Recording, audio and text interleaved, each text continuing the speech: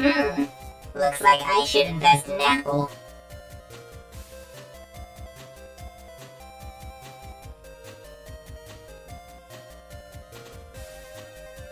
Hi, what do you want? Mega Men.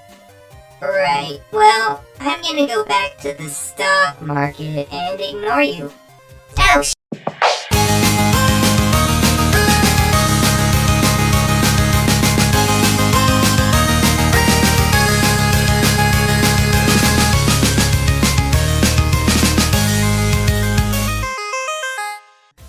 where am I? Hi, GBC! You? What's going on? And let me out of here. Sorry, but Tyler told me not to let you out. Well, you can tell him that he's a... Listen here, you sorry excuse for an 8-bit system. You're going to help me play a game I actually want to play. Why not just get Wii U to help you? You're more experienced. If I do this, will you let me get back to my stocks? Yeah, sure, whatever. Alright, fine, just stand over there. Will you play the game? Okay. Pixelization activated. Woo! Let's start this by saying I absolutely love this series. Not only is it my favorite Mega Man series, but I might go as far to say that this is one of my favorite RPGs of all time. This game follows LAN Hikari.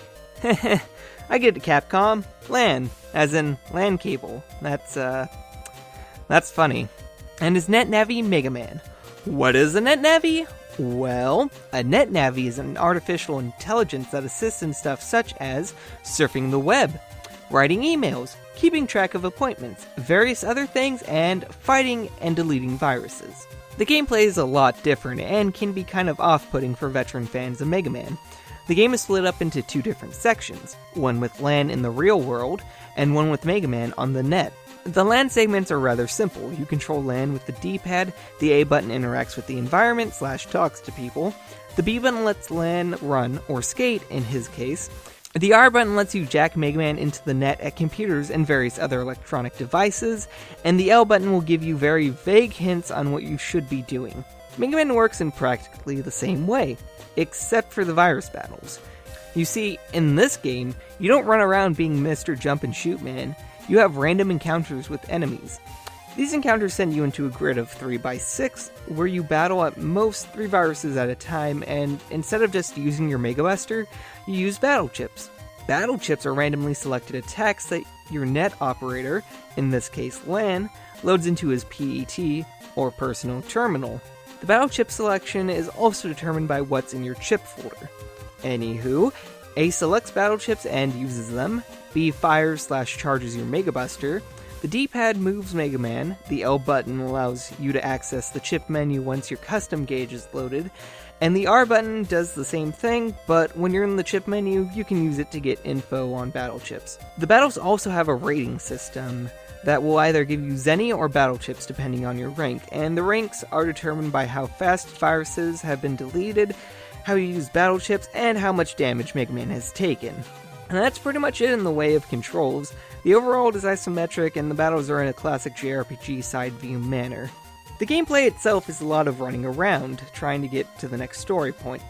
The world isn't that big. LAN has maybe 3 overworld maps that he can go and interact with people and things.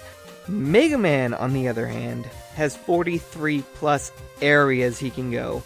And this can range from really small, simple areas to large areas where it's easy to get lost. With LAN, the main goal is to jack Mega Man into the correct area so he can take down the evil NetNavis. Mega Man's goal is to get to the evil NetNavis, fight viruses, and navigate maps trying to find the correct way to go. Sometimes also having to deal with puzzles along the way. Woo! I'm a NetNav! Damn it, GBC, you gave me the raw end of this deal! Hey, you said you wanted to be in the game. And you are.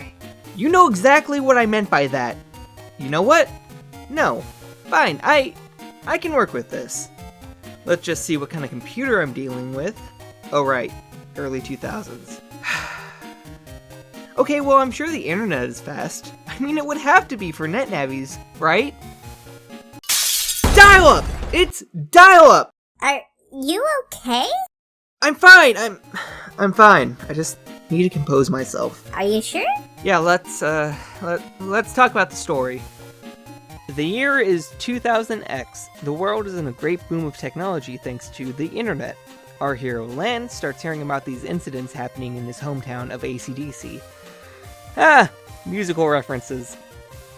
Lan doesn't end up thinking too much of them until his house gets targeted by World 3, which is a net crime group led by Dr. Wily. Our repairman shows up to check for viruses that have been causing ovens to burst into flames, only for it to burst into flames a little while after this. Mega Man goes in and investigates to find that a NetNavi known as Flame Man is causing the malfunctions. It turns out that the repairman was actually the World 3 member who's been causing the fires. This event throws Lan and Mega Man into the middle of almost every single event that this group seems to cause. From his school being taken over for a re-education program, to stopping water from flowing, to an out-of-control bus that's going to explode, to even making the power go out. The story is not only told from Lan's point of view, but also Wily's. Throughout the entire game, you get small little details on what Wily is planning and what his motivation is. Nothing too obvious other than the fact that he's evil and his plan is evil, and he hates Dr. Tadashi Ikari. This type of storytelling is rather effective, seeing as you get an idea of what Lan is actually stopping and how Wily is reacting to this random NetNavi just thwarting his plans. The game's story itself is laid out as so. Lan and friends are minding their own business when insert World 3 member here causes insert problem here, putting insert person here into danger, and Mega Man has to stop it. The story is rather formulaic. I don't really fault it for that, seeing as it works for the genre, but it does feel tedious at times as you're just trying to progress through the story in most cases. The story is not the best, but it was the first Mega Man Battle Network game, and one of the first Mega Man games in general to be completely story-driven. Just gotta connect these wires, and done! What are you doing? Nothing you should concern yourself with. Oh, what's with the weird helmet? It's a secret? Okay. Alright, let's do this. GbcTyler.exe. Whoa, so this is the net. What's with the background? Oh yeah, early 2000s, so Internet Explorer. I wonder if I can access my computer from here. Well, in the meantime, let's talk about my thoughts on the game. Like I said earlier, I love the series. I don't think I've ever played a bad Battle Network game. Is the Battle Network series perfect? No, no game series is, and these are some of my problems with this game. The game is really difficult. The fact that your battle chips are selected at random can completely screw you over against certain virus pairings. There are even times when they'll throw 3 of the most annoying to deal with viruses at you in the same battle. Alone, these viruses are rather easy to deal with, but when all 3 of your rows are being taken up by attacks, there's little room to dodge. At times I felt like this game was conspiring against me by the horrible chip selection I would get, and the viruses that it would pair up. Generally, the most fun I would have is fighting the NetNavis, just because of how unique a fight they were. Unfortunately, the boss fights are super easy to deal with. The only times I think I died against them was because of poor chip selection, or they would have an ability that I didn't know how to deal with. I also tended to get lost very easily in the Mega Man parts, where they require you to go through the net to find the correct Navi. At one point, I'd gotten so lost that I ended up going through an entire area that you don't even need to go through until your second playthrough, and only found that out after I made it to the end and looked up a walkthrough. Throughout all of that frustration though, I still really wanted to play the game every time I was doing something else. I guess every time I overcame a virus or ended up on the right track, I felt a sense of victory and actual progression, with my reward being more story. This game does a lot right. The battle system I find is really fun, and while the battle chip randomizer is rather broken in this game, I still had fun nonetheless. The overall look of this game is fantastic. They did a really good job with the cyber look for the Navis and the net. The music is also, again, fantastic. I mean, it's a Mega Man game. If it didn't have fantastic music, it would just be a random RPG. So I guess the question you should be asking is, should I get it? Well, it's a number of factors. If you want to play a very unique RPG, then go for it. If anything, you could probably find this game for a pretty cheap price online. And it's on the Wii U Virtual Console for $8, so there's that. Okay, GBC, I'm ready to come out. How did you get into your computer? I think the more important question is, what am I willing to do in here that will mess with you in one way or another until you let me out? Fine. So, did you learn a lesson? I sure did. If I ever decide to go into another Mega Man Battle Network game, I'll make sure it's a newer one compared to this. And if you don't end up listening to me when I tell you to let me out, I'll delete your stocks. What are you saying? I deleted your stocks. Yeah!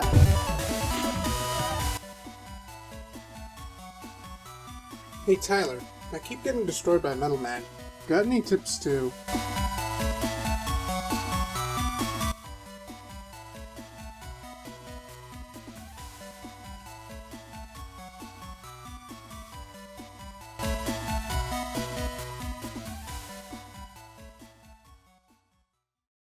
Hey guys, thank you so much for watching this video. Woo! I got at least one video out for Mega Man Month. Aren't you proud of me? If you enjoyed this video, feel free to leave a like. It would really help me out. Also, don't forget to hit that subscribe button if you want to see these videos as soon as they come out. Also, a big thank you to my friend Super Positive who edited this video. If you want to go check out some of his content, then go click the link in the description below. Anywho, I'm GbcTyler, and I will see you next time.